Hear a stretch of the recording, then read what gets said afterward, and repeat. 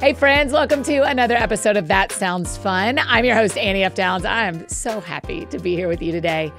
Hey, we're going to talk today about singleness and the church. And I want to make sure you know that if you are single or if you know someone who's single, our open registration season for Single Purpose League is coming to a close next week on Monday, the 28th.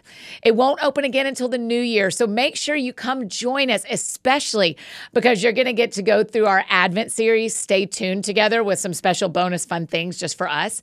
You can find all the details at singlepurposeleague.com. We would love for you to join us. If you are married and you have a single friend in your life who is not married today, never been married, divorced, widowed, they are so welcome in Single Purpose League. Please let them know it exists.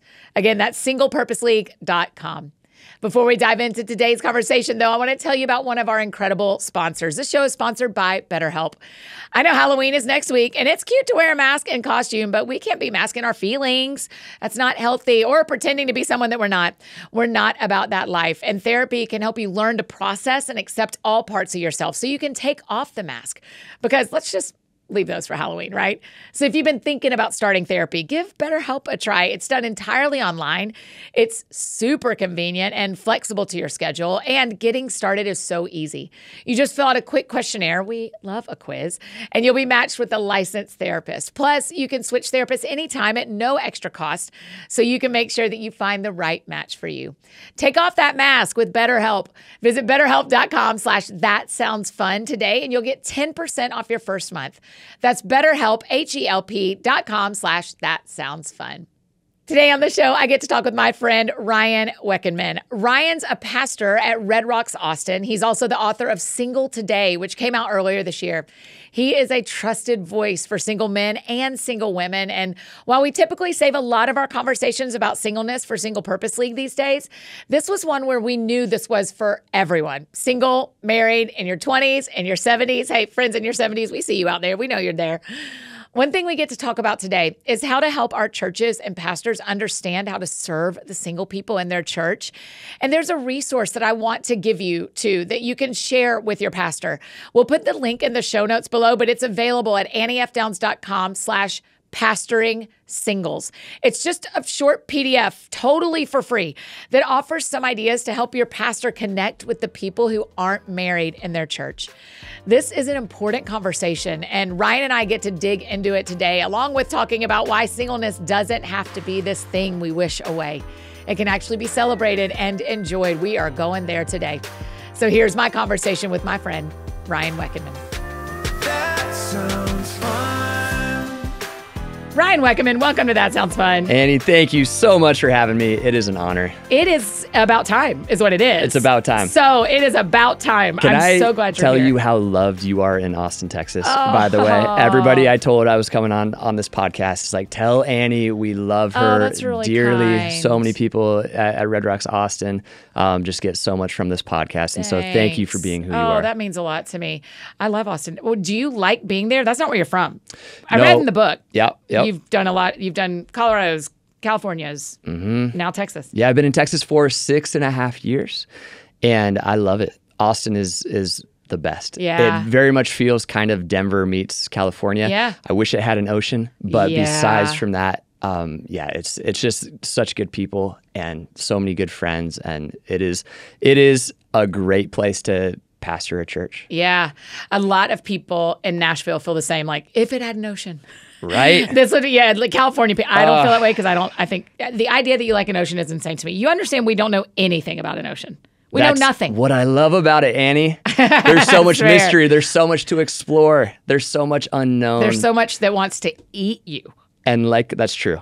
But like a good story, it reminds us that we're a part of something bigger than ourselves. Certainly. I agree with you. I think they're beautiful to look at. My favorite doom scrolling is ocean doom scrolling. I love it. Show me all the deep things we don't know because I'm not getting in there. Right? I love it. There's got to be some stuff down there that we know nothing about. 100. Have you watched Meg? Wild. Ryan. Wild. Meg and Meg 2 are my two favorite films. because right below what we know is everything we don't know, like megalodons. I've never heard anyone say that. I love that so much. Best. Listen, if you want my best Sabbath day, it is hit me watching Meg. Watching Meg. I try not to do any technology, but if I'm like really in a place, the Lord understands. Meg's like the Lord's like Annie Meg. Fine. That one doesn't count. You can go. Okay, so the first question I'm going to ask you, because this is the 10th year of That Sounds Fun, we're asking it at the start when I remember. Because the show is called That Sounds Fun, tell me what sounds fun to you. What do you do for fun? Well, based off what we just talked about, so this past summer, I got to do a 3-day kayak trip. Oh, wow. And then a 3-day river rafting trip. And I kind of have the bug for like extended period of time on the ocean. Okay. And so what currently sounds really fun to me, I want to go across an entire ocean on a boat. That's called the Titanic. You saw the end of that, right? Right. You don't always make it. Wow. You don't always, do you want Pacific or Atlantic? Well, Pacific, I've always been more drawn to the Pacific, but the Atlantic just feels like the move, like launch from New York. Yeah. Go to London. End up in Europe. Yeah. You know? Because the thing is, like, I love flying over an ocean from 30,000 feet on a plane. Agreed with that. You look down and you're like, what is down there? That's right. But I'm also like watching Parent Trap. Yeah. You know, like I want to be on the water, going through the middle of the ocean, like experiencing it. That sounds really fun to me. That is insane. That is, but do you want on like a cruise? Like, would you do a cruise? Do cruises go across the ocean anymore? I don't think they do. Can you? I think they do. Oh, great. Yeah, do you want that, or do you want like a sailboat? Or like a fisherman's boat? My cool answer is sailboat. Realistically, that's not going to happen. Okay. Yeah. Because you have to learn a lot to do that. Yeah. You have to be like and a it's worker It's person. a long time. Yeah. It's like weeks, right? Yeah. I don't know, actually. I don't know. I have no idea. But someone's telling us in the comments. A cruise right now. ship across an ocean sounds really fun. Okay. I wish you well on that adventure, because I'll let you know how it goes. Listen, the new heaven, new earth is exciting to me in a lot of reasons. Yes. And one of them is, I think exploring the ocean in the new earth is going to be unstoppable. We can go anywhere. Yeah. We can breathe underwater. For sure we can breathe underwater. Don't you think? Yeah, absolutely. Have you ever read Ted Dekker? Ted Dekker talks about, he has 4 books, green, red, white, black. They're a perfect circle, for starters. It doesn't matter which one you start with. They're a perfect circle, which is insane. To write 4 books like that. Yep. And the guy has gills, or he swims. I'm reading it tonight. That sounds amazing. You're gonna read all 4. Good luck. Yeah. On your flight bag, just hit all 4. I respect it. Okay, so ocean. Yeah. Well, I wish you well. You can do all that. We know more about space than the ocean. I'm going to stop now, but I just need you to know we know more about space than the ocean. But my heart's going like, that's why we got to go explore. Got it. You know? Okay. I will for sure do that with you post the return of our Lord and Savior. Deal. I have a question for you about your book, Single Today. I went and did some research on you. Yeah. And what haven't you talked about in a podcast about this book? What haven't you talked about? It feels like you're getting to talk about this a lot. Mm-hmm. Is there anything that's been left off the table by an interviewer or a friend? Ooh, that is such a good question. I would say, practically speaking, in the church, what does this look like to implement this in the church, and where do single people? Do you know what I mean? Yeah. Because my heart behind this book is I have always just felt very comfortable in the single space. Yeah. And felt very comfortable on my own, and also realized that it's a struggle for a lot of people, and that loneliness is real, and we have these desires and we don't know what to do with it. And so I just have always felt strategically placed to speak into that and sit in on that loneliness with people. Do other people want you to get married more than you do? Oh, yeah. Yeah, 100%. I bet. Yeah, does that happen for you? Yeah. In seasons. You talk about this great in the book, that there are times where you want to get married and times where you don't. Yeah. And I often find that the times where I'm like, I'm fine, are times people are like, can I set you? I'm like, where were you 6 weeks ago when I was crying? Why now? But I would imagine what I know of single men in leadership, there's a lot more pressure on y'all of like, it's like you have more control than I do. Yeah. And I think that's why I take such a hard line and just say, no, I've taken this off of the table. Yeah. Now, I say that I've taken this off the table today. Yeah, that's right. With open hands and an open heart of who knows what's going to happen tomorrow. James even writes, like, you don't know what tomorrow is going to bring. But I feel like I've just had to take that off the table, and that's just part of being a single person in ministry, as I'm sure you can resonate with. Yeah. Yeah. When I went back and watched the podcast you've been on, I watched some clips you shared and some stuff online, and I was like, man, he just keeps being asked to be on podcasts that are hosted by single women. And the start is, let's talk about dating. And you're like, and you say it in the book, and you say it in these conversations where you're like, I'm not a dating book guy. I'm a single book guy. Yeah. And so I think I'm the last guy who should write a book about dating. I think that's really interesting, because I would imagine the pressure as you're a pastor from people in your church thinking, well, the only reason he's not married is he hasn't met the right one. Yeah. And so we don't have a framework for singleness, for celebrating singleness. Yeah. And so a sermon about singleness, a book about singleness, that must be about how do you meet the right one? Yes. And how do you handle relationships, and how do you date, and all of that. And I've wanted to just strip all of that back and go, okay, all that's great. I'm cheering that on. There's a space for that.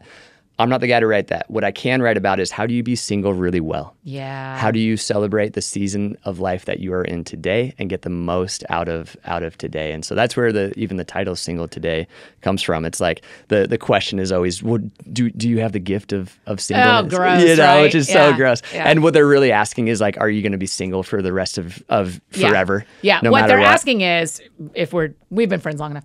What they're asking is, are you going to be okay not having sex for the rest of your life? Funny. That's what they're actually asking. So funny. Right? So That's funny. what I think is true a lot, Yeah. is when they're like, the gift of singleness is, are you fine being celibate? Because if you're not, then we have to contend with how you're going to live your life. We're going to have to figure this. We got a problem that we got to solve. That's right. Annie. So how do you, start there of like, do people have the gift of singleness? And I don't like when people ask that question, because it always feels like they're just trying to figure out how I'm spending my spare time. So funny. And you could have the gift of hospitality. That doesn't mean you're doomed to throw a 24/7 party for the rest of forever. Right. But singleness is this very unique thing to talk about, to be listed on all the gifts, because it's like the way that our minds work is, Ryan has the gift of singleness, which means he never has any temptations and he never has any desire for companionship, and he's going to be 100% fine all of the time. And that's just not true. Right. I'm very good at it. Yeah. But I'm still a human. And so for me, the way I flip that is, singleness is a gift. Yeah. And by the way, so is marriage, and so is being being engaged. Like, these seasons of life that we're in, if we can learn to go, these actually are a gift. Yeah. Then you can wake up today and go, where am I at today? What are the advantages that I can take advantage of today? And instead of just trying to always cope with all the disadvantages. Yeah. Which is what single people do with their extra money and their extra time and their extra resources. Like, what would it look like to turn that around and go, who can I bless today? Who can I help today? Who can I love today? Yeah. Being single opens up all sorts of interesting opportunities. We just need to learn to process through all of the social pressure that gets put on us. I feel like, tell me if this is true for you. You write a lot about grief in the book. Yeah. And about the importance of feeling the grief that is actually, okay, I remember when my counselor was like, you need to, I'm 44. She was like, you need to grieve that you will never be a wife or a mom in your 20s and 30s. You will not get those decades back. And once I did that, it did open me up to well, what is good about this? Oh man, look at what I can do. But I don't know if I could have ever gotten here without the grief first. Does that feel true to you? So good. That is so well said. I think that is the number one thing single people need to learn how to do. So the gift of marriage, and we're both huge proponents of marriage. It says right in the beginning of the Bible, it's not good for man to be alone. One of the amazing gifts that comes with that is you have somebody in your corner helping you process pain, helping you, you can grieve together. Yeah. When you're single, you don't necessarily have that baked into your cadence. And we can get into this. That's why community is so important and all of that. But I have found, I think especially for single guys, grieving isn't you don't wake up and go, I think I should probably grieve for a while. Today. Right. Let's take from 9 a.m. to 10 a.m. to grieve everything that I've lost. Right. But because we don't do that, it's we're carrying around all of this pain and carrying around all this extra weight. And I think that keeps us from being fully present where we are today. One of my good friends, Shannon, who she's a therapist. Oh man, you write about her so kindly in the book. So great, because we have the same friends, right? And they're all married with kids. Yeah. And so we're always the two that aren't at all the parties, and all of our friends are the best, and they just bring us into to all of it. But we always talk about this. I asked her once, I said, what is one thing single people need to learn how to do? And she said the exact thing you said: grieve what is lost. Yeah. Because time is a wild thing. Yeah. It just keeps moving forward. Right. I don't know if anyone's noticed. And as it does, it's like we miss opportunities. We lose out on opportunities. That's just true. No matter if you're married, you miss out on things about being single. That's right. If you're single, you miss out. It's just part of life is you can't do everything. Yeah. And so you have to take some time to have some funerals for the things that you didn't get to do. Yeah. I mean, our married friends, you're right. We get it. Now that Single Purpose League exists, when we talk about it, I get multiple comments sliding into my DMs of married women being like, the grass ain't always greener. And you're like, yo, that A is, Hey. I'm sorry. And B, that says there's stuff to be grieved. Whether you're married, single, parent, non-parent, all of it. You and I both have such a heart for the loneliness epidemic. Yeah. And when it comes to singleness, it's so clear. But I think we often forget that loneliness in marriage is real as well. I can't imagine. And it's on a whole different level. That's a whole different level. Yeah. That'd be a whole different level.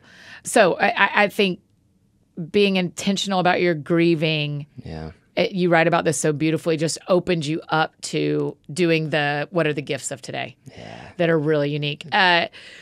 Will you talk, one of my favorite things about the book, and then I do want to, I love that you haven't gotten to talk a lot about singleness in the church, because I think that like you and I, we talked about this over my lunch, I was eating, that we both care a ton about this, about helping pastors and singles be on the same page and get to know each other well. But you talk a lot in the book about the permission to change your mind. And I think our single friends and our married friends need to hear your take on this, because very often it is like, do you want to get married? And I'm like, yeah, I mean, I'm okay today, but I don't envision being 80 and not married, but I don't want to get married right now. I mean, it feels like you're supposed to pick a lane and stay in that lane. Do I want to be a wife and a mom? Yes, no. And you teach about that beautifully. So will you talk about that for a minute? Totally. I completely agree. It clicked for me in a pizza parlor one rainy afternoon. I was hanging out with my friend Corey, and he asked me, hey, do you want to be single for the rest of your life? And I said yes, but he saw me hesitate. Yeah. I did one of those like, oh, I mean, yes. Yeah. I think. And he just looked at me and he goes, you have permission to change your mind, right? Like, I'm asking you this question and I want to hear your authentic answer today. Yeah. And if tomorrow that answer is very different, that doesn't mean that you were lying today. Yeah. It means that you, like every other human, are continuing to grow, continuing to be transformed by the renewing of our mind, continuing to be open to what the Holy Spirit wants to do in our life. And so, of course, like, life is going to continue to change and grow, and God's going to continue to move us to the left and the right.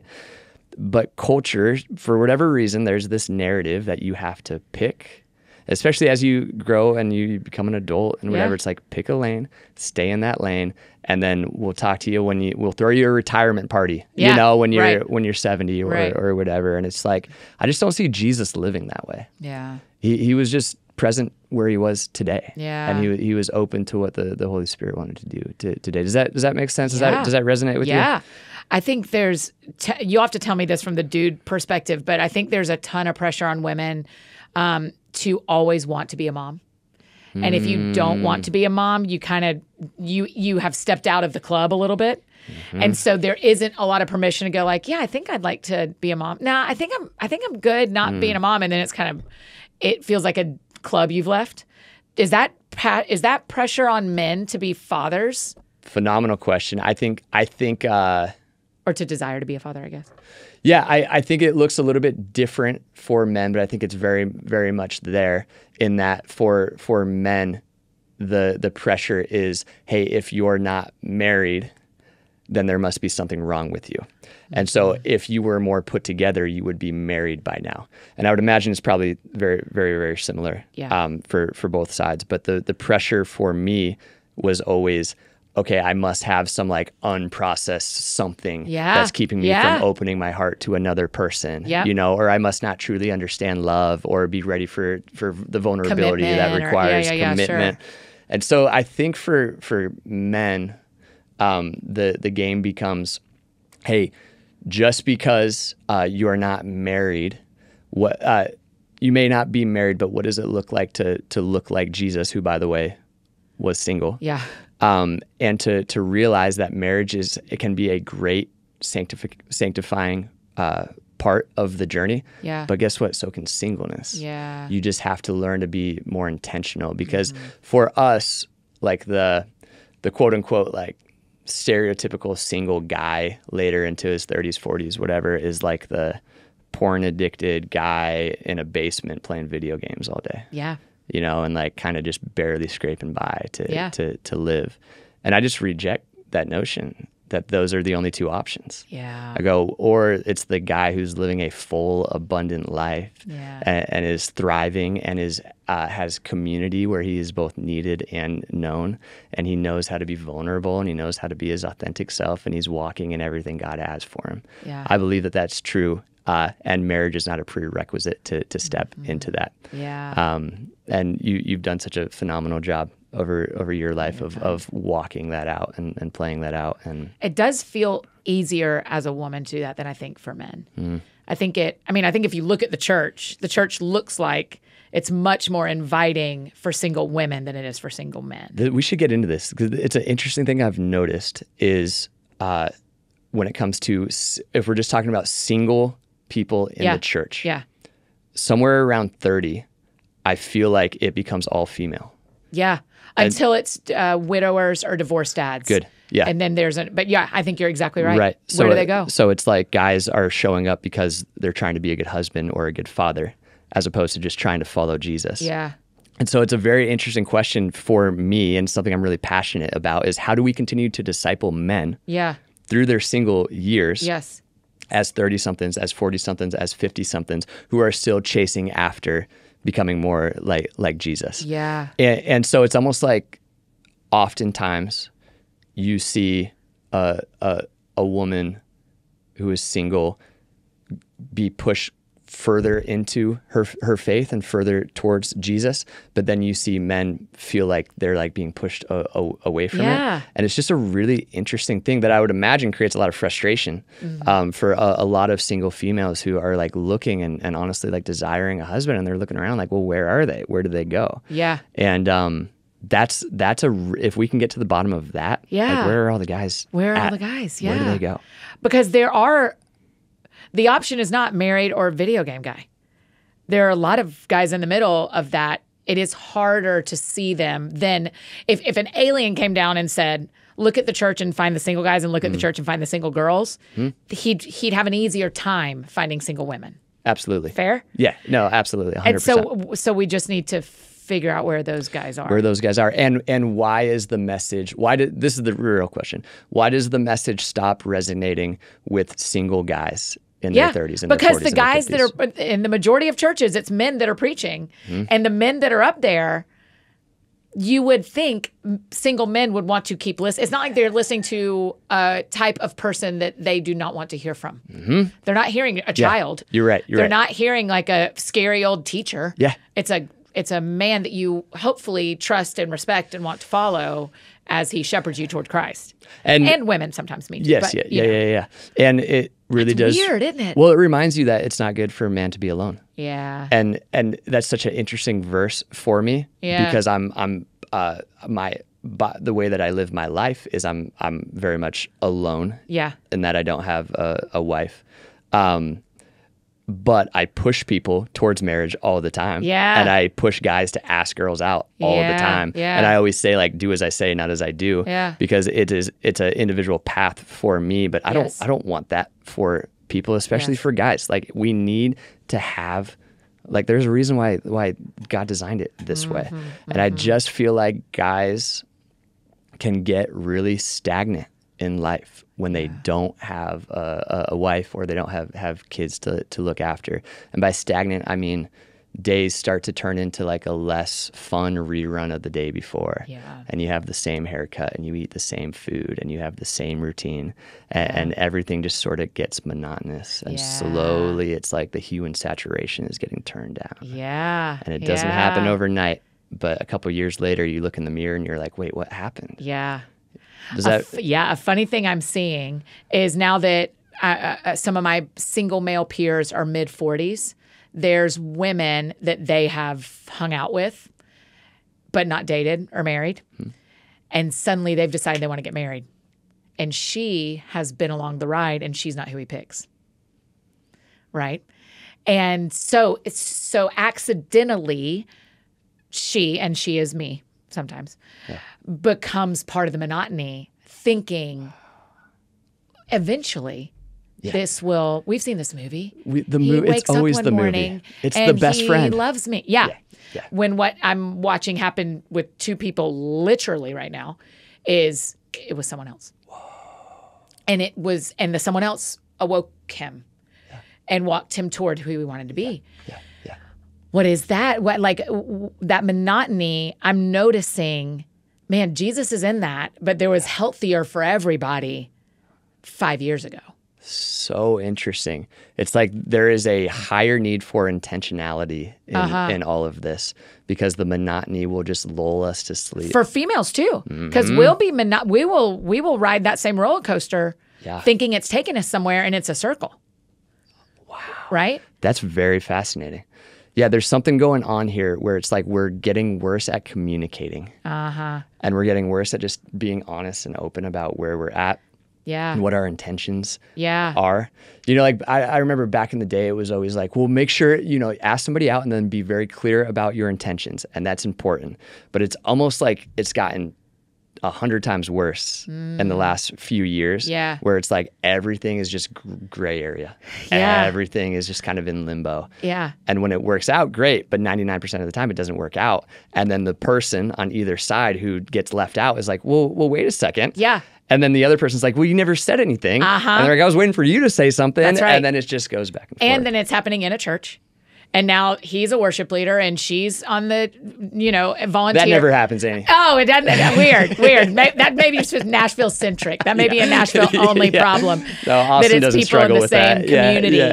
I think people are more afraid to pursue things as well inside community, even though that's where, when we did a survey of Single Purpose League and we said, do you feel like the church takes care of you? Over 60% said no. And then we said, where do you want to meet somebody? Top 3 places all had to do with church.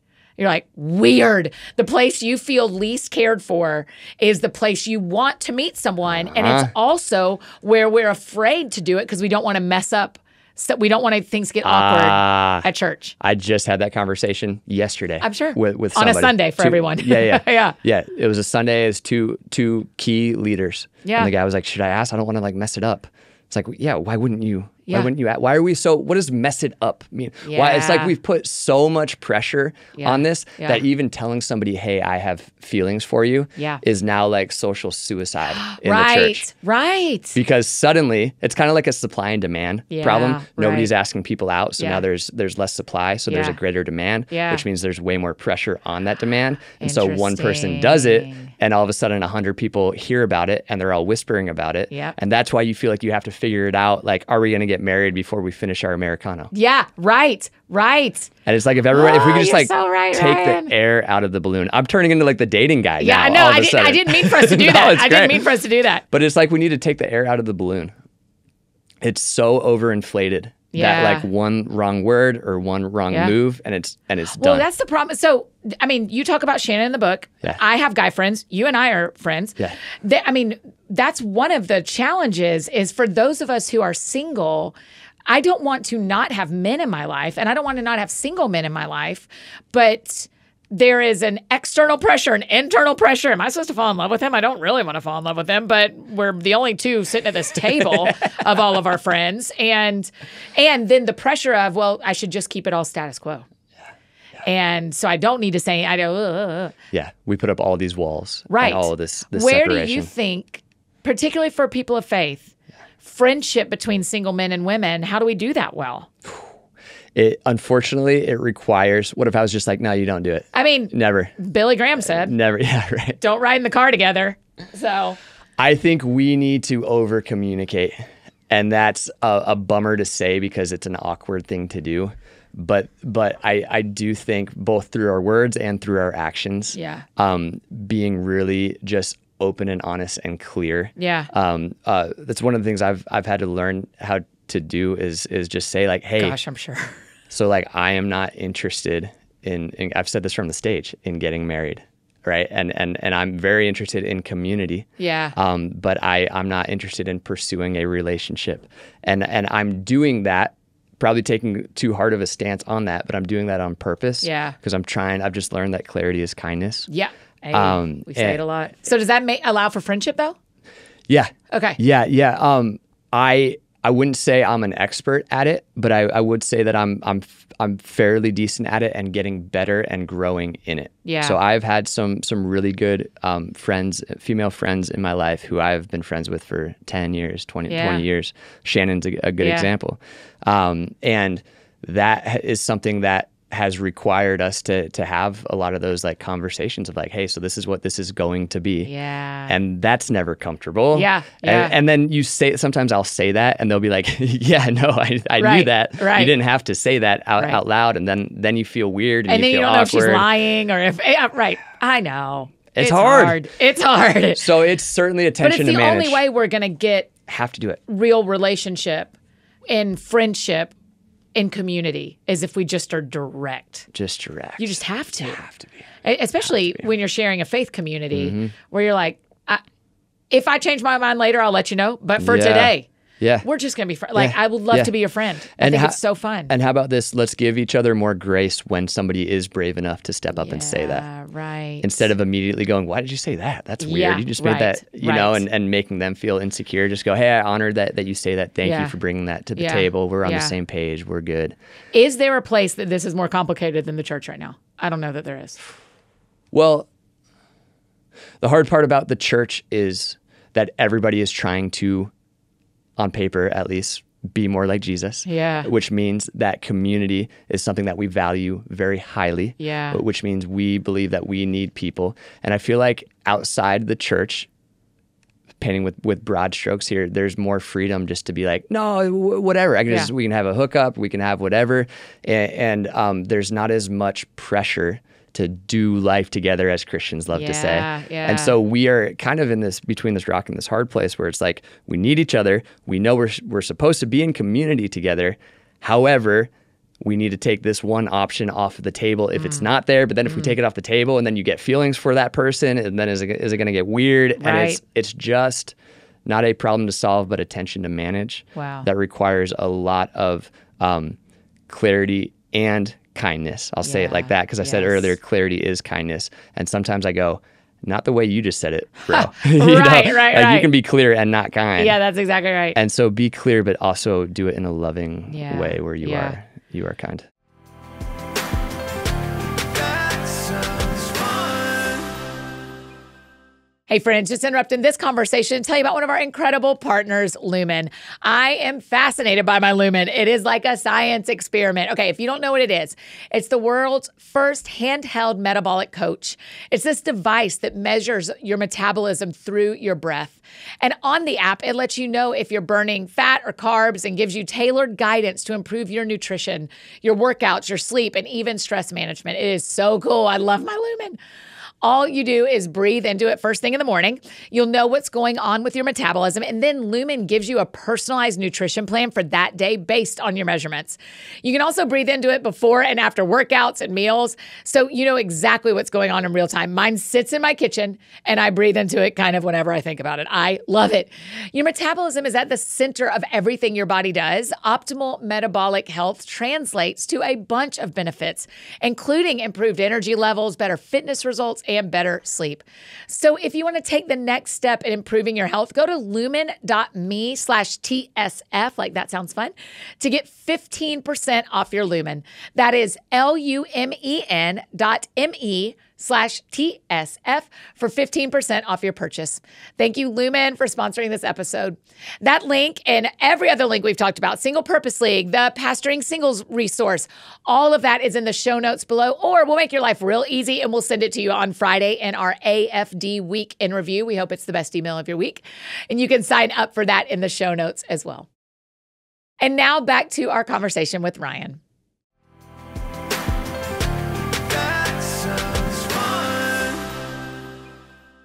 Okay, so Ryan, one thing I want us to be sure we hit from your book is when you talk about shame from the past. Yeah. Because I do think the book is set up so cool because it's like, also your poetic stuff about the water is beautiful, by the way. Thank you. But you talk about stirring up waters from the past, stilling the waters from the future. And so talk a little bit about how shame from the past is such a powerful force. I mean, for everybody, but I think it is for singles. I've been doing a lot of single today events where I just hold conversations, facilitate conversations for people of every season of life. And the first question I ask is it typically thoughts from yesterday or fears about the future that you give more of your attention to? Wow. Because the goal is to be present here, right. to be present now. That's not, if you have a pie chart of that, none of us have 100% like here. Right, now, right. And so we all have a little bit of both, but which one is it? And one of the things I've noticed is that married people, especially with kids, are all future focused and worried about the future. But for the most part, 80% of the time when someone is single, it's shame from the past. It's regret from the past. It's, well, I can't believe I did that back then.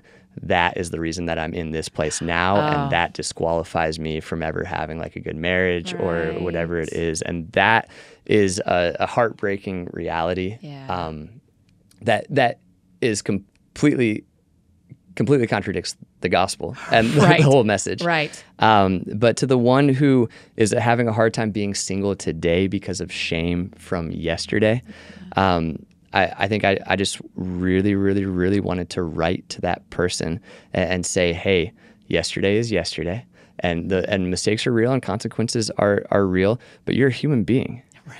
And like part of the journey of growing up is making mistakes, and what happened in the past doesn't disqualify you from today, and that shame is a lie and it's unhelpful. Yeah. And so it's almost like when you can learn how to remove the shame, I think especially surrounding sex and that entire topic, one of the reasons people have such a hard time like thinking through it and navigating it is because shame just like covers it all up. Right.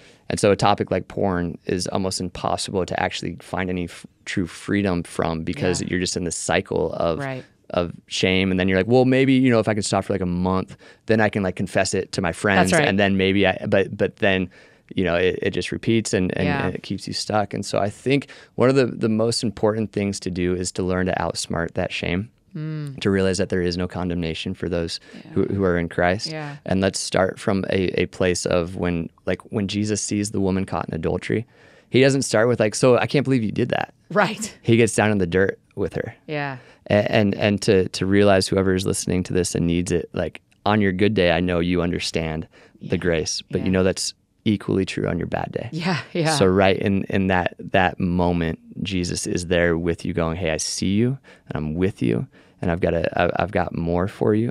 And that like you aren't better at sinning than I am at saving. Wow. And so let's get over ourselves. Let's take shame off the table. And when we do that, we'll be able to see more clear of what's actually going on. Because all these vices that we have, it's just us trying to medicate pain that's there. Right. It's just that we never get to that point because we're too busy caught in the shame cycle. And so the more important, interesting question to me is, hey, what is the deeper pain that you're trying to medicate? For me, oftentimes, when I feel myself not being who I want to be, it's because validation is something that I always work so hard for. Yeah. And so when times are good and ministry is good and the sermon went well and all the emails are coming in, like I'm good. But then when the critique comes or the whatever, or numbers aren't, all the silly games that we play. Those are the moments for me where I have historically found myself looking elsewhere for that validation. And of course, that validation isn't real, true validation. It's counterfeit versions of it. Right. But it wasn't until somebody helped me, let's wipe away all the shame, and now let's ask the question, what are you trying to medicate?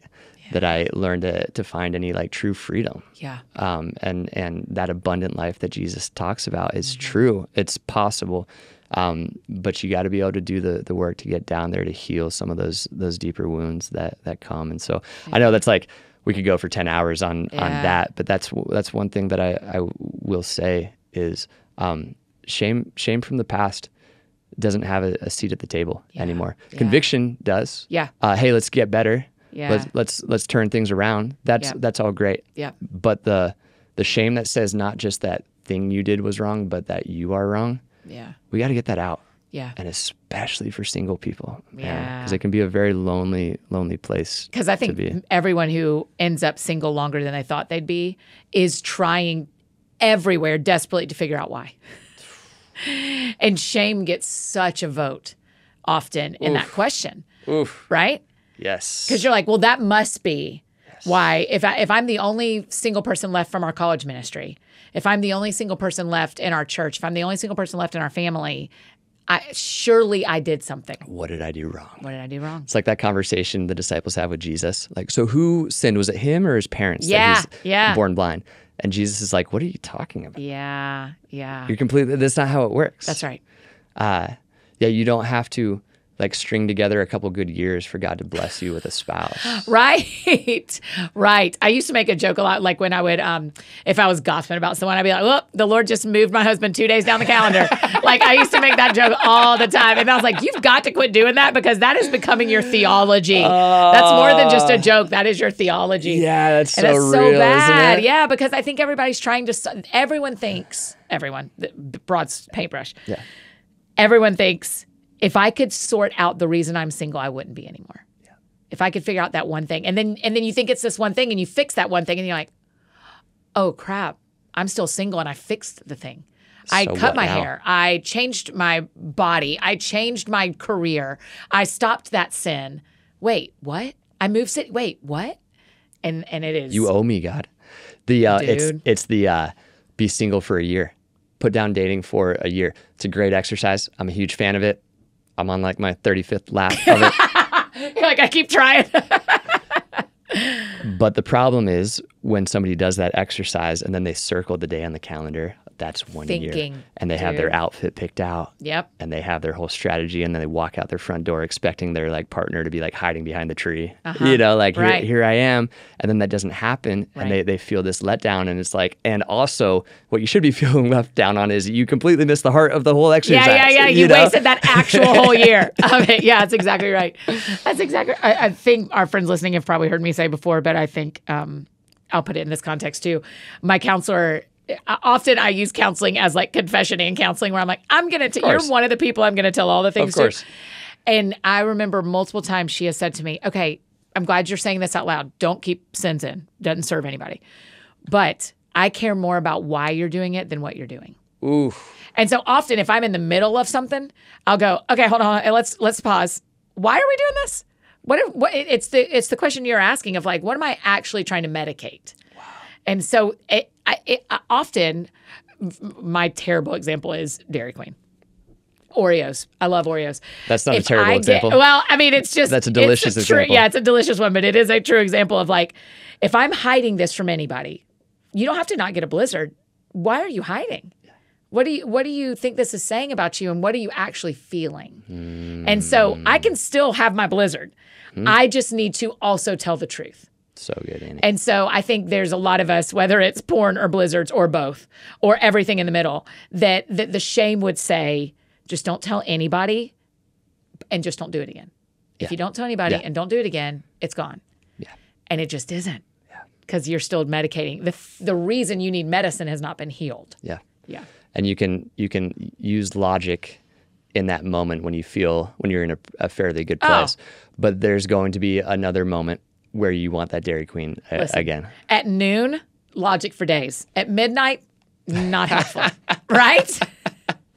Totally. I mean, one of my like dating tips is don't text at night. Yeah. You are not who you want to be. Yeah. Between 10 p.m. and 5 a.m. That's so You are funny. not who you want to be. So put your phone down because you are going to, when you're unhealthy, I mean, That's when you're so dating funny. someone, it's different. But, rationale is not the king of the castle from 10 to 5.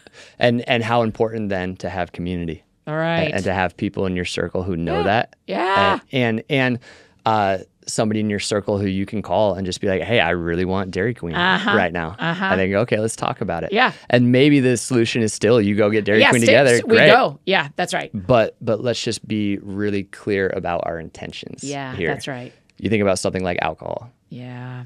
And everybody has their own theology, whatever. Yeah, I love talking about alcohol. Go. There's a very big difference between like it's Sunday evening and church is done for the weekend and my friends are coming over and I'm grilling steak. Yeah. And I open a bottle of wine and we have a glass and we celebrate. Yeah. That's very different than I have a really hard Tuesday and I come home and I need to escape. Yeah, that's right. It's the same thing. Same tool. Two very different right. motivations. That's right. And so just learning to get curious, whatever the vice is. Yeah. Learning to get really curious about asking why. Yeah. Why am I doing this? Yes. And when right you're now? single and you're by yourself a lot, it is easy to secretly do a lot of things. Oof. Right? Don't you think? Say more about that. I mean, Yeah. it's one of the reasons there are a few friends of mine that have my location all the time. All the time. So every time I drive to a Dairy Queen, I can say to myself, you recognize in this moment, you may not be the only one who knows this. Yeah. You all right with that? Yeah. Because you can't go anywhere. And then when people turn off their location, red alert. Red alert. Red alert. If Yeah. there's a reason you don't want me to know, there's a reason you don't want me to know. And have friends in your life who will call you on that. Oh, right. I'm right. sure you do, right? Right. Yeah. Yeah. But I think that's really important is like, when's the last time your therapist disagreed with you? Or told you no? Right. Right. I remember the first time I said something to a therapist and they pushed. And I almost felt like, you're not supposed to do that. You're supposed to tell me I'm doing this right. Like I pay you to just be like my yes person. It's like, that's not therapy. That's Totally. Totally. So I don't know. I just feel we may be single, but we're not alone. Yeah. And we're not supposed to be if we alone. don't want to be.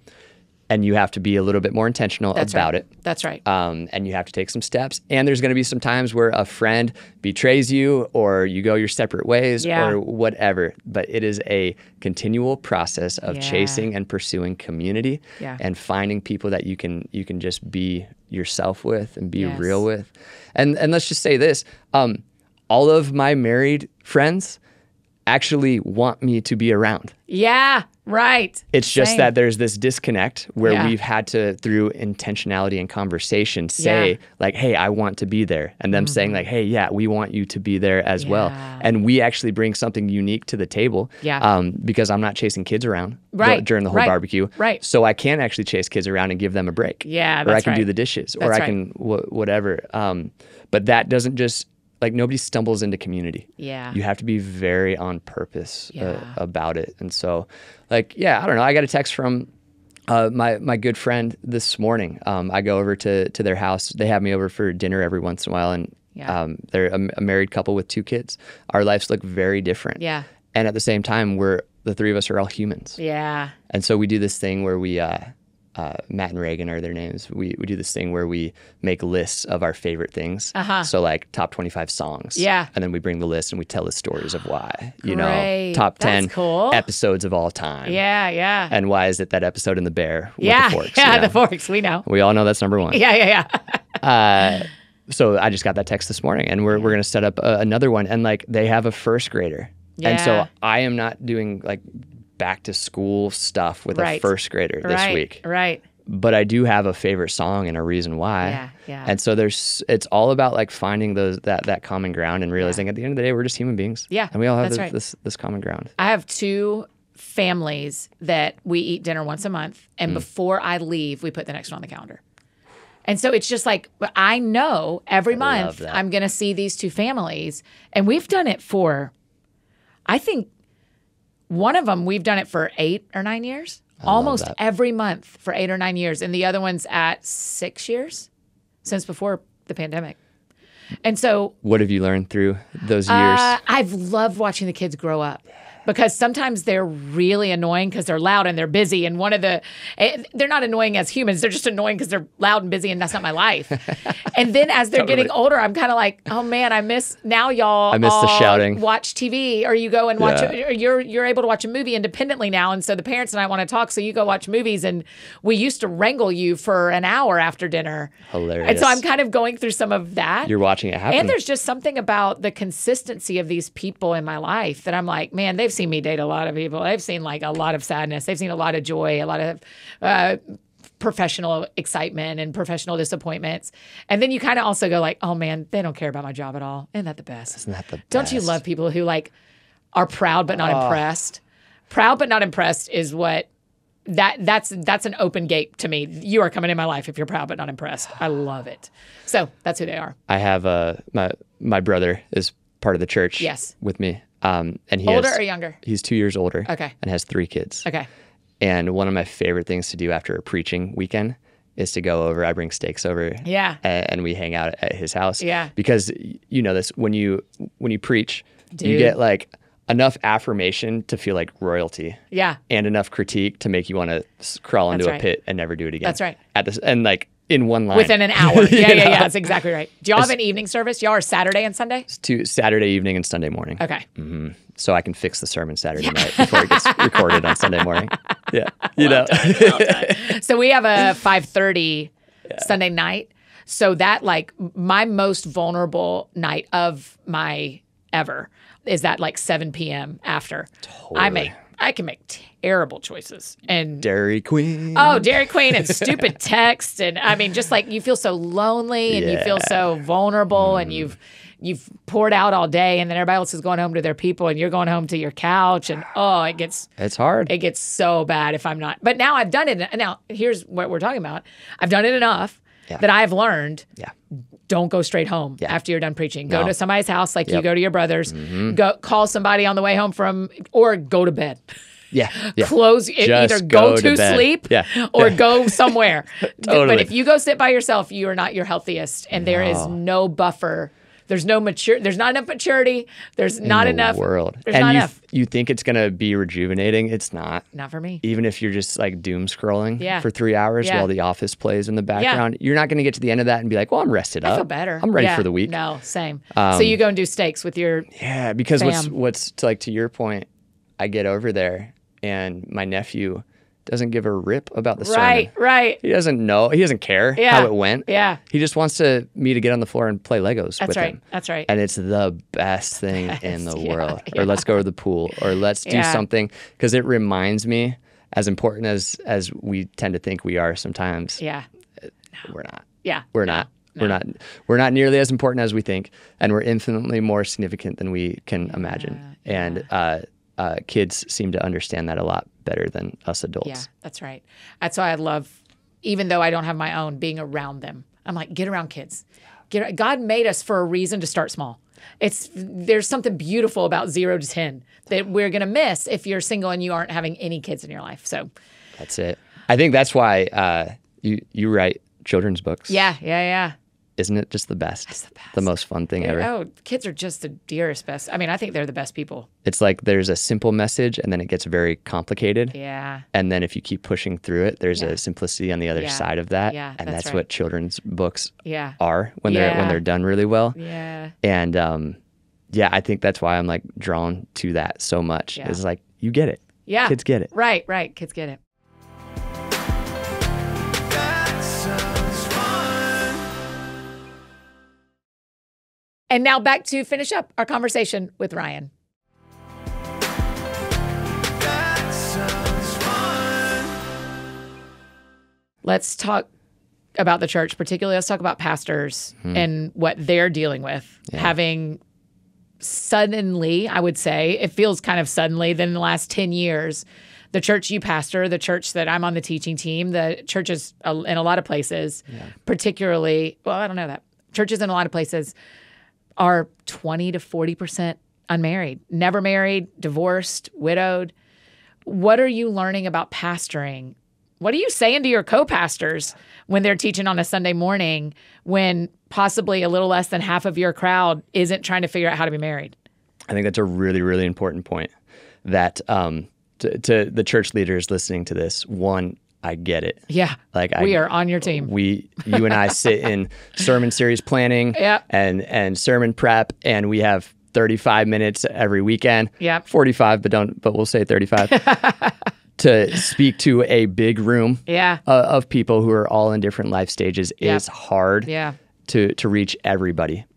10, 20 years ago, it was true that focusing on single people is not the best bang for your buck. And that's Yeah. just not true anymore. Right. It is now more relevant than ever. Yeah. There is a rise of singleness. Those numbers continue to rise, which means there are people in your congregation who are single and who need help and need some encouragement and, Yeah. and really just need to be seen. Yeah. And so first I would say to the church leader, like, don't be afraid to talk about it. It's not as irrelevant as you think. Like, you think you're going to talk about it and That's then all right. the married people are going to be like, oh, I shouldn't have showed up today. No. Like, the way I do it is I just talk about contentment. I talk about singleness, but a Yeah. lot of it's contentment, which means married folks, you need to hear this too. Yeah, that's Because last time I checked, you're not content either. And we're asking our single friends to sit through parenting series or marriage series because you're part of a village. Part of a family. You're part, yeah. So I want to know how to do marriage well because I want to walk my friends through it, even if I don't ever do it. Totally. Yeah. And then I that's use this good. line, you may not be single, but I bet you know somebody who is. Let me teach you how to talk to us. Yeah. You know, Yeah. so little things like that go a long way. And then just acknowledging that they're there. Yes. Nobody likes to show up to a party that they're not invited to. Yeah. You show up, it's already scary going anywhere. Yeah, But yeah. you show up to a party and everyone's looking around like, why is this person here? Yep.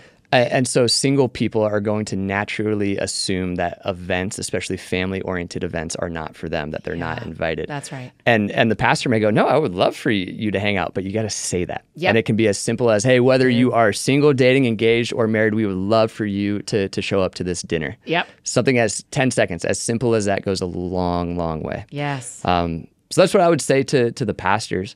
What I would say to single people just in the church who maybe are frustrated with the lack of support they feel from their church. I get it. Yeah. And the church can't make people fall in love. You know, like the genie in Aladdin, That's a really good line. when he's like, Yeah. I can do anything. Robin Williams is like, Yeah, I can do anything, yeah. but I can't bring people back from the dead, and Yeah. I can't make people fall in love. Yeah. The church can set the table, but the church can't make you fall in love. And that's really important to hear, because I know it can be difficult when you're trying to meet somebody and it doesn't seem to be happening, and you get frustrated. And it's really easy when we're frustrated to throw stones. And I think a lot of that stone throwing is directed towards the church, Yeah. where it's like, well, if the church just made more space, it's like, hey, the church should make more space. We'll talk about that in a second. And you need to take the step, and Yeah. you need to be brave enough That's to right. to embrace it, and to ask questions, and to introduce yourself to people. Yes. Like you have to be the one to go do this. And so, like, one of the things we do at Red Rocks Austin is like every Saturday in the summer we did a volleyball tournament, sand volleyball court, you know, in downtown Austin. And from 6 to 10 p.m. there's a couple hundred people who are showing up, and half of them are there to play. Half of them are just there to hang out. Yeah. And creating space like that for us, we don't label that, here's a singles hangout thing. We just set the table and Yeah. trust that single people are going to show Yeah. up, and married people are going to show Yeah. up, and whoever is welcome. And even if you don't play volleyball, I bet you like to eat food. Yeah. And so show up Yeah. and eat some food and meet some people. But doing simple things like creating space for single people to meet, that's really what we're talking about here. Yeah. And from the stage and in person, pushing people and celebrating marriage, and saying this is a good and holy thing for you to meet somebody. And even the awkward pieces of like, I want to introduce myself, but I don't know how. And then I stumbled over my words. Like, that's Yeah. all part of it. Yeah. And we can laugh about it. Like, that's all a very holy thing that I just believe we need to be creating more space for. The problem is I say that, and then I get email after email that's like, yeah, you should set up like some speed dating thing, Right, you know? And right. I'm like, no, we're kind of missing it. Yeah. Like, not that there's anything wrong with that. I think that's great. But I really do just think that creating space for people to come together and then Yes. letting it naturally happen and encouraging it is Yeah. a huge, huge step forward. Is it important for churches to plan events for singles like that? Do you think that, I mean, does there need to be that next step past changing your language on a Sunday morning, or offering small groups that anybody can join? I think it's kind of similar to serving and loving our neighbors. On paper, everybody would just be loving their neighbor. Right. So why do we have a serving Saturday? Yeah, I get because you. Yeah. we have to help them take a first step. Yeah, That's what being right. a shepherd is. And Right. so, in a way, I think it's very, very similar. Like in a perfect world, people would just be meeting each other and initiating conversations Yeah. and getting to know each other and asking people to coffee and being very clear about Yep. intentions and whether or not there should be a second date and all Yes. of that. That doesn't always happen. And so I do think one way that the church can step in is just like we have serving Saturdays. Let's create ways to encourage that first step to happen in the hopes that ultimately we'll get back to it just happening Yeah. naturally. Yeah. I just think, like, especially post 2020, there's a lot of social IQ that is missing. And so Yeah. people have lost the ability to connect. And so I think it is important to hold their hand through some of those initial steps. I think that it is so important to me when I'm listening to a preacher when he's making a list that one of the person that he lists from the Bible is a female.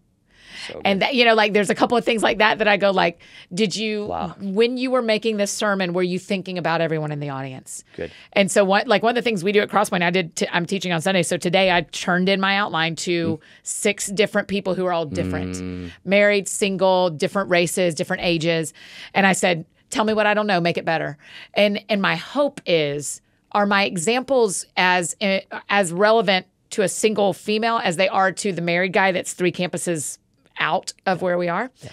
And so my question for you from the pastor seat is what do pastors need to hear from singles? Not everybody can say, hey, pastor, can I read your outline before you preach on Sunday and make sure you Can you talk imagine? about single people? Oh gosh, wouldn't that just ruin every pastor's life?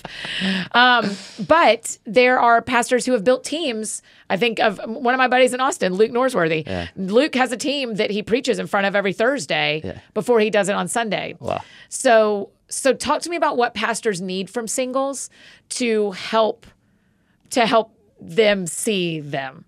Yeah. Does that make sense? That makes total sense. I think here's the really good news. I don't think we're as far off as we think we are. Great. When you have like a pain in your shoulder or whatever, and you're like, this is it for me. Right. This is for the rest of my life. And then you go see a chiropractor and they're just like, Yep. and you're good. Yep. I think there's some really simple adjustments here that will really help. And I think one of those simple adjustments is just for the pastor who got married when they were 22. Yeah. They just need to hear that the dating world is very different than it was for him or her. Yeah. And they just need to hear, it's one of the things I'm passionate about saying, that there is this rise of singleness, that that single people really are in the church, and that singleness can actually be a very, very lonely time and a lonely experience. Yeah. And isolation is really dangerous. And oftentimes when you're single, it can be very difficult to take some of those first steps. And so I think what pastors need to hear is we could use some like step 1 type courage. Yeah, interesting. Right. Right. When you're like trying to start a project and you have a million ideas for it, and so you never get started. Yeah, that's right. And like any book writing or whatever, it's like you got to just, Or like cleaning out the garage. Feels massive. Where would I even start? Yeah. it's like with one box. Yeah. That's what I think we need to help single people do. Meet one person. Yeah. Introduce yourself to one person. Go hang out with one group. Yeah. And get to know the people there. Maybe take one step and ask one person to coffee. Yeah. These like little steps, I feel like we're just so paralyzed by this whole the rise of singleness and oh no, there's not going to be any people left on earth and all of this, like such a huge problem. And it's like, actually the solution is to start really small. Yeah. And to the person listening, maybe it's time to take one little step of courage. Yeah. That's good. And and to put yourself out there and be vulnerable and just trust that no matter what happens, it's a win because you're taking a step. I think the other thing I would want pastors to hear is some of the single people in your church are very happy with their lives. Yeah. So don't just teach how to get married. Yeah. Teach how what does sexual purity look like for all of us? What does generosity look like for all of us? If there are people choosing to be single for their whole life, they also need to be taught not just until you get married. It just removes the finish line. We got to remove the finish line. Say more about that. Remove the finish line. I mean, I grew up in church, and it was, you don't do this, until you get married. Not just sexually, but like, that's when you, and you'll find your purpose, and you and your husband will go to wherever you're going to go and serve God, right? And so it just set up from the get that there was a line we were going to cross, and then we'd get to do everything and know everything. And then your need to be have high sexual integrity goes away because now you're married. Yeah. It's like, no, you still need to. Sexual purity was not just about singleness. Sexual purity is who you are from birth to death. Yeah, because married people never struggle with it, right? Right. There, yeah, right. And so I think That's so good. I would love to, as a teaching pastor and as someone who gets to talk to a lot of teaching pastors, I want to figure out, how do we remove the finish line? That's so good. So that means that you don't have to be married to begin your ministry. Right. And that you and I are in this like preseason. Right. As we're waiting Can to you imagine cross if this was preseason? line. I'm like, we are out of, I don't have time for this to be preseason. Dude, I can't plant more than one church. I'll tell you that. One and done. So this better not be preseason. Yeah. And it is so funny, especially biblically, when you look at like, so Paul was just in preseason. Right. Jesus was in preseason. Right. John the Baptist was in preseason. Martha was in preseason. Like, no, that's so silly. Right. We know that's not true.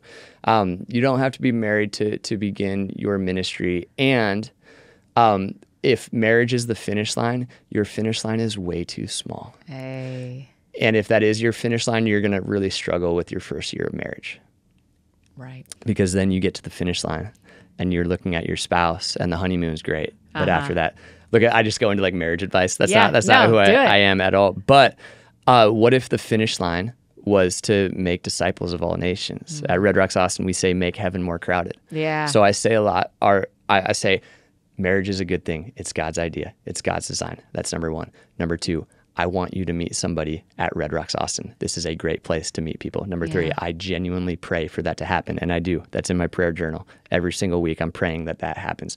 Number four, and this is important, we don't exist to make Red Rocks more married. We exist to make heaven more crowded. Wow. And so the finish line for us is not to get people to the marriage altar. Yeah. The finish line is to paint a picture of what new heavens and the new earth looks like and work on this side of eternity to make Austin look more like that. That's really good, Ryan. And that is a much more compelling vision. Yeah. That whether you are single, dating, engaged, or married will help you get out of bed this morning. Yeah. And if you do that, you may look to your left or look to your right and notice somebody else doing something very similar. That's right. And you may realize, we could actually like run a lot faster together and further together. Right. And if that happens, we celebrate that. We want that to happen. Right. It's just we have to be on the same page about what the finish line actually is, That's so good because it feels like, I still feel it in my like 1990s guts. I can still feel this like, well, the big revelation will come and I will run faster and I will, when I get married, and it's like, no, I run as fast as I can run. There is not going to be a world where I have this new speed. Wow. If I get married, right? And I think somewhere in me, I still think there is.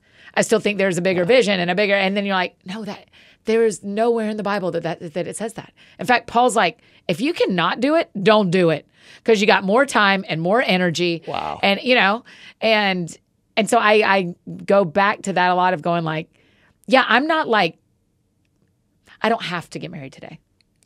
And so I won't. I'm actually not going to get married today. Today's not the day? No, today's not the day. I'm not getting married today. And so I think what you're saying of like, Red Rocks Austin exists not to get people married, but to get heaven crowded is such a like, I don't exist to get married. I exist to make heaven crowded. Good. Right? So good. I want to personalize that because that feels very shifting. That's in some really ways good. that I'm embarrassed I have to still shift at this point. Yeah. It's the verse is on my heart. Hebrews, the writer of Hebrews says, so therefore throw off everything that so easily entangles you and let us run with perseverance this race marked out for us. Yeah. And we know, like, the way we preach it is always like these vices, and Yeah. that's the sin that entangles us, and that's true. Yeah. But I also wonder if this like narrative that I have to be married before I'm ready to do this is another thing we need to throw off. Yeah. That we may run with more perseverance. And so like to the person watching this right now who has just never been given permission to run and feels like they're in a holding pattern, it's just not true. Yeah. Throw off that internal belief or Yeah. wherever that belief came from, Yeah. and realize that God sees you, that God loves you, and that God has a plan for your life, and that starts today, not That's when right. you get married. That's happening right now. That's good, Ryan. Man, I could just talk forever about how we make sure pastors and singles feel like they're for each other. I think that matters so deeply. But you're doing that. You're saying that. Well, let me add this to the single person who is frustrated with their pastor and feels like they're not getting support for these like single events or whatever it is. Just know your pastor is a shepherd at heart. That's why they became a pastor. So he or she is so passionate about shepherding the flock. And what that means is, yes, shepherding the sheep. It also means watching out for wolves. Mm-hmm. And unfortunately, it's just something that we have to think about in church leadership, is that not everybody's intentions are pure. Yeah. And so cut your pastor some slack. One of the fears that may be there, and it may just be wisdom, is they're trying to avoid the type of event that's going to attract a whole lot of people who aren't there for the right reason. Got it. And instead, very naturally create space for the people who are there for the right reason to meet each other in that regard. So just know your pastor thinks about this stuff more than you probably think that your pastor does. Yeah. And so I don't know. I don't know who that's for, but if there's somebody out there that maybe needs to give some more grace to their pastor, and be a part of that. I mean, we say this a lot to our single friends in Single Purpose League, but like, you get to be a part of your church serving single people the way you hope they will. You get to be a part of that. Start building it. Go. And you want to know what the best speed dating is ever? Volunteering at a church. Volunteering. Our greeting team people marry each other all the time because they're extroverted. You're not there to actually make the coffee for everyone. You're there to be in community. 100%. And we all benefit from the coffee. So thank you for that. Listen, I roam around every Easter looking for new volunteers. I'm like, I've never seen him. I've never seen him. I'm like, that is where I look too. I'm looking for the volunteers too. It's right there. Yeah. It's right there. Really funny. And just know that like we all want that for you. Yeah. And I don't, sometimes I feel like the world that we're living in, people are moving away from a desire for marriage. Yeah. And I just like inside the church, especially, this is a God ordained thing. Yeah. It's a really beautiful thing that we celebrate. It's just that you and I are also passionate about saying there's also the singleness route that needs to be celebrated. Yeah. But so is the marriage route. Yeah. And so we want it for you. And like, right. let's throw off any shame around that maybe makes people feel like they're not supposed to or whatever. Right. Let people change their minds. Thing. They don't have to want it today. They can want it tomorrow. That's it. I think that's beautiful. Okay, Ryan, what's next for you? Are you going to keep writing in this vein? Do you have more writing in you? I love to write. I hope so. Yeah. Writing's my favorite thing. Yeah. Okay. I'm working on some more books and tackling some more topics and just really enjoying that. It's one of the ways I just like to process the world and help us try to make sense. I love trying to put simple language to complex problems. It's a gift. Yeah. I think one of the gifts of this book, and my always, our mission statement is that we bridge people. If they stop with me, I've done this wrong, but we bridge people to creators and pastors like you. And so that's the other reason this was a yes today to have you on, is that the book is good, but it is the gateway to you. And you have a lot of great resources and a lot of great sermons and a lot of great interviews. That's why my first question was like, what haven't you talked about? Because I'm like, go listen to him and everyone else's podcast. It's so good. You've said so much good stuff. But thank you. I really appreciate the work you're doing. You are a more willing participant in this than a lot of people are, probably including me. And so I'm just really grateful. It must feel like you're one of one sometimes, huh? It does sometimes. And I kind of hope and think that everybody is that. Yeah. And that everybody has their thing, that God has strategically positioned all of us to be alive today for such a time as this. Yeah. And so it as like lonely as it feels sometimes, I'm just reminded that that's actually everybody. Yeah. And that we all in our own way, and that actually pressing into that pain point is where the best stuff comes from. And so whether that is in creative work or just in life in general, we're kind of wired to run away from our pain and shy away from our weaknesses.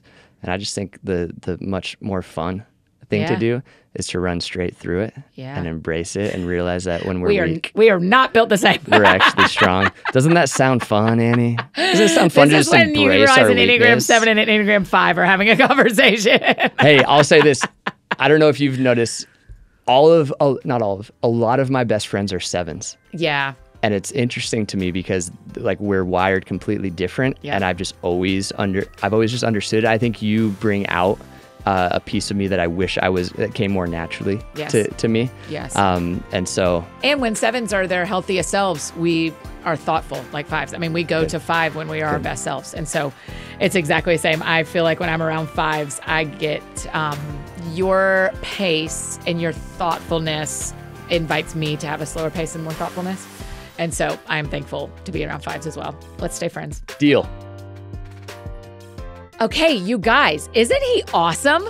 Like, I am such the president of his fan club. I like him so much. What a good dude, and what a fascinating book.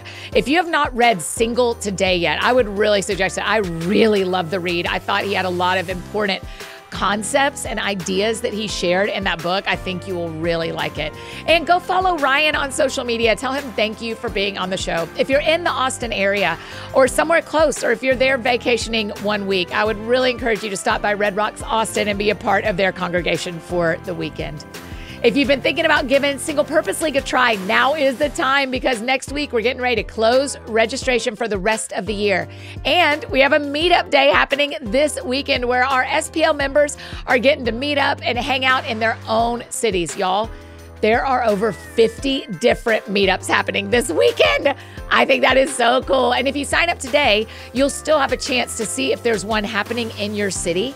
And you can go and meet some really fun Single Purpose League new friends. We've even got them international. We see you Australia with those meetups. Y'all just head over to singlepurposeleague.com to join and to learn all of those details.